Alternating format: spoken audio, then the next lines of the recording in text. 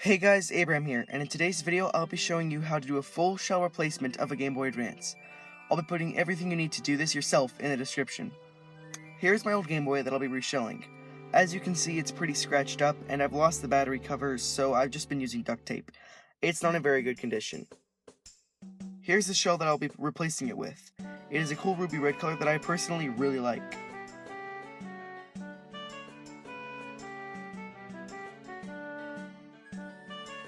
If you want to buy your own, you can just search up Game Boy Advance shell on eBay and tons of different ones will show up. They usually come with everything you need, even screwdrivers. Anyway, back to the Game Boy. Grab a 3-way headed screwdriver and take off all 6 screws on the back of the Game Boy. After that, there is one more screw at the bottom of the battery compartment. Save that screw for later. Next, carefully remove the back of the Game Boy. Inside, there are 2 screws holding down the circuit board. Unscrew them and remove the plastic sides and triggers.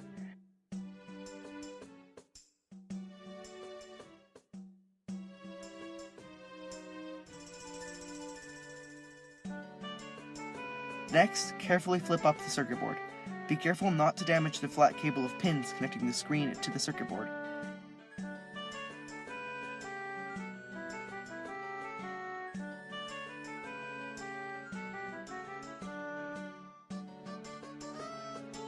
Now, if you want, you can remove the screen from the circuit board to make it easier to remove from the plastic. If you do though, keep in mind that it can be very hard to get back in, and you could damage it in the process. Next, you want to remove the screen from the front of the Game Boy. This can be a little tricky because you don't want to damage it. Make sure you don't pull on the cable because it might break. If you want, you can remove the screen lens from the Game Boy to make it easier, but you don't have to. Once you have the screen off, carefully peel the rubber adhesive lining the outside of the screen off and put it as neatly as you can onto the replacement Game Boy's front shell. Try not to get it dirty or it will lose its stickiness.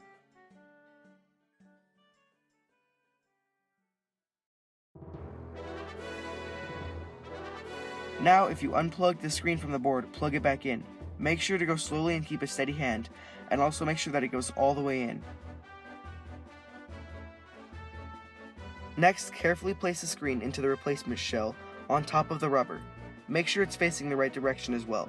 Once it's in correctly, press it down to seal it to the front of the shell. Now you can start putting the buttons back in and the rubber backing. With the D-pad, make sure it's aligned with the buttons. Also put the lens for the power light in the upper left corner. Then flip the circuit board back onto the Game Boy and make sure it's properly aligned. Now put the screws in, the off switch, the triggers, and the sides.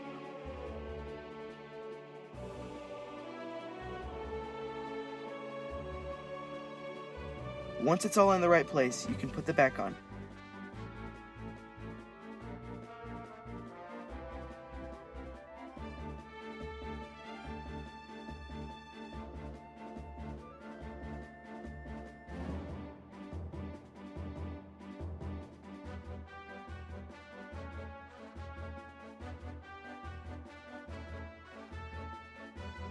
After you put the screws in, put some batteries in and turn it on to make sure everything still works.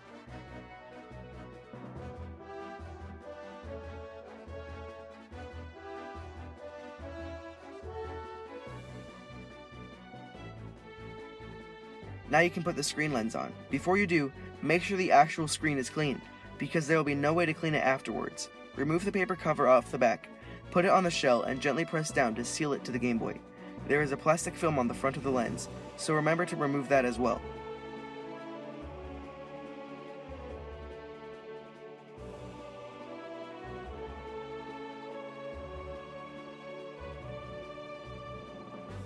Finally, you can put the sticker on if you want, just to make it look more official.